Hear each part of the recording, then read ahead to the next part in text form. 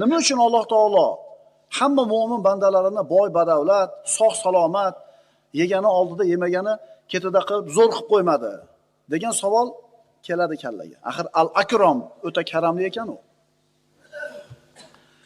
Birodarlar, din ishi 3 ta doiraning ichida bo'ladi. Diqqat qilinglar.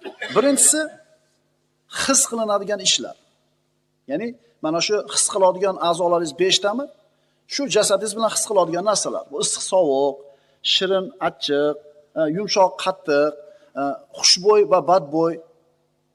Jasadingiz bilan his qiladigan, his qilish a'zolaringiz bilan his qiladigan ishlar, hissiy ishlar. Ikkinchi ishlar aql bilan taniladigan ishlar. Ya'ni bu shunday ishlarki, o'zi g'oyib, ko'rinmaydi, lekin shu narsani asari bor.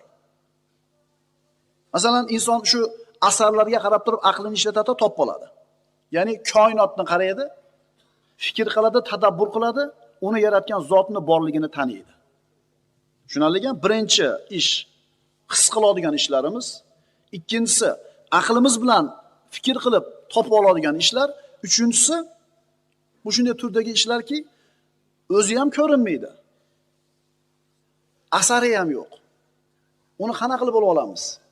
Ya'ni his qilib ham uni bila olmaymiz, aqlimizni ishlatib ham topa olmaymiz. Bunday ishlar misoli farishtalar va jinlarning borligi. Farishtani his qilasizmi? Ko'z bilan ko'rasizmi? Qo'lingiz bilan ushlaysizmi? Yo'q. Demak, his qilib buni bilmaymiz. Aqlimiz bilan topa olamizmi farishtani? Chunki asari ham yo'qdi uni topa olaylik desak. Yo'q.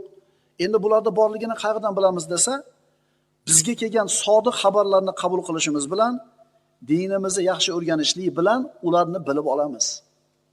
Diqqat qilasizlar, mana shu 3 ta ishni 3-inchisida ketadi ekan.